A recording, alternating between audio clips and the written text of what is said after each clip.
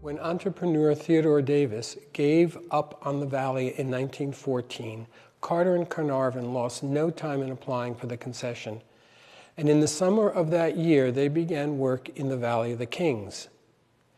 Both men felt that they were on the threshold of a great discovery. Carter even wrote, "I had always had a kind of superstitious feeling that Tutankhamun might be found." The subtext there was, probably, by me. But you must remember that Carter wrote this statement after he discovered the tomb. To help direct his search, Carter focused on the locations in the Valley of the Kings, where a few artifacts had already been found that had Tutankhamen's name inscribed on them.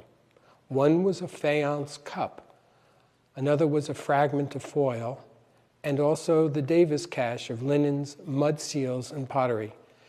To these sites, he added the location of the mysterious tomb 55, whose contents date clearly to the end of the 18th dynasty, the time period of Tutankhamun and his predecessors Akhenaten, Nefertiti, Queen T, and the elusive Smenkhara. Carter pinpointed each of their find spots and circumscribed the area, and then he triangulated it. He realized that this section, close to the floor of the valley, had actually never received systematic excavation.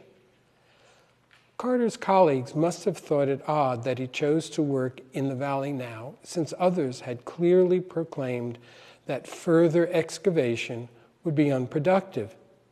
They didn't understand why he would concentrate in an area that included the floor of the valley, a very unlikely place for an 18th dynasty pharaoh's burial.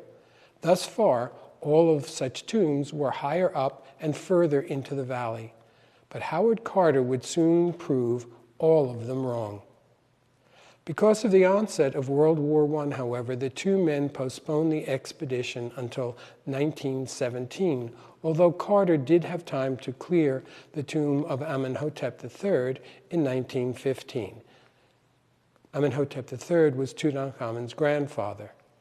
The work that faced Carnarvon and Carter when the two returned to the valley in 1917 was still quite daunting. Thousands of tons of rubble had to be sifted through. But this was the real beginning of the search for the tomb of Tutankhamun. Unfortunately, for several years, finds were few and far between. Season after season, success eluded the excavators. In the summer of 1922, Lord Carnarvon summoned Carter for a meeting at Highclere Castle in England. Highclere Castle is today still owned by the Carnarvon family and is known as the fictional Downton Abbey.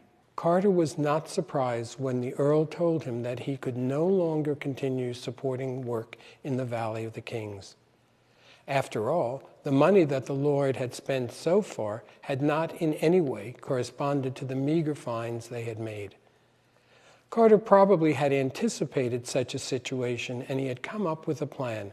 He offered to pay for one last season himself, and further, that if he was successful, Carnarvon could reimburse him then.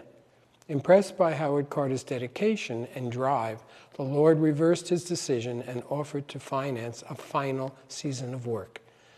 By late October 1922, Carter was back in the valley and had begun work in the only part still unexplored, a triangular area below the tomb of Ramses VI. The team had to remove piles of limestone chips and also the remnants of ancient workmen's huts that were above. Not an easy task and not very promising. Carter knew that it was unlikely for later workmen to build their campsite above a royal tomb. But perhaps they did not know what lay below. Carter had no choice but to continue, since it was the only place left to look. And for 3 days, the laborers worked at a feverish pace. Meanwhile, Carter, ever the good excavator, recorded the dismantling of the huts.